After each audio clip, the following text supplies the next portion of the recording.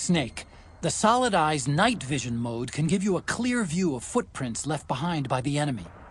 Use this feature to help you determine their patrol routes more efficiently.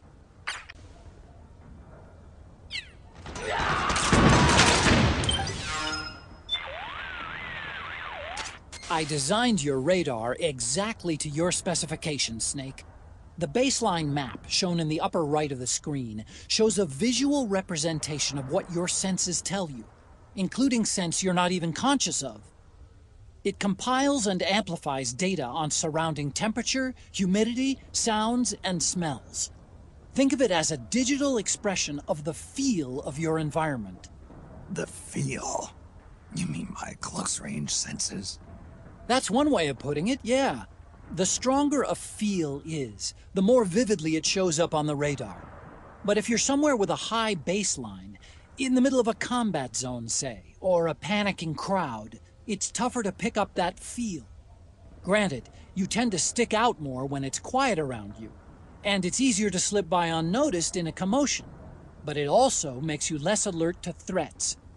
Living organisms, such as soldiers and moving objects like unmanned weapons, give off strong feels, so they'll show up clearly on your radar. The radar also displays the strength of the ripples you yourself send out to others. The more you stick out, the bigger and brighter your radar presence will be. On the other hand, keeping quiet, staying still, and using octocamo to blend in with the environment makes your radar presence smaller, indicating that you're less likely to be detected by the enemy.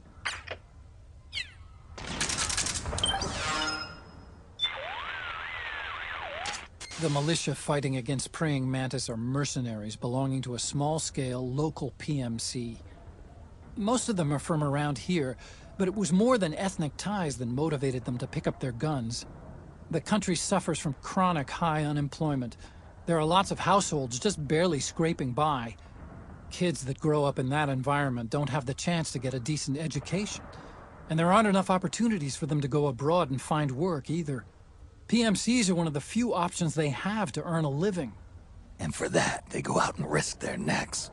It's not a respectable trade by any measure. Still, for some reason I can't bring myself to condemn them for it. It's complicated, you know?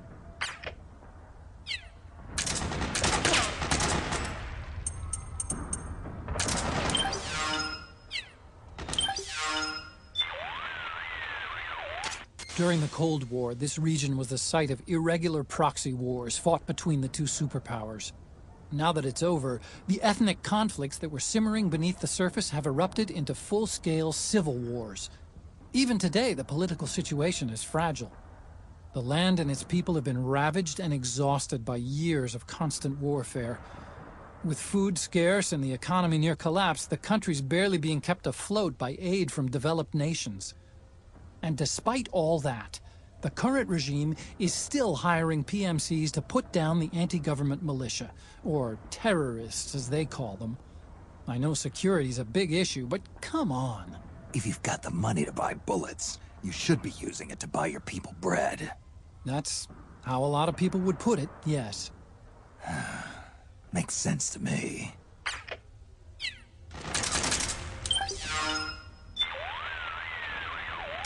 Notice the camouflage option on the Mark II's menu screen.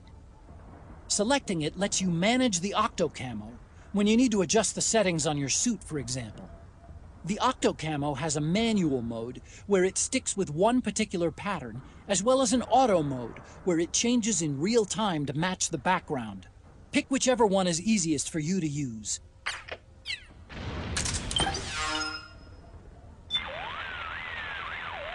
Snake, you need to rendezvous with our informants. They're U.S. Special Forces. If you need to know which way to go, check your radar.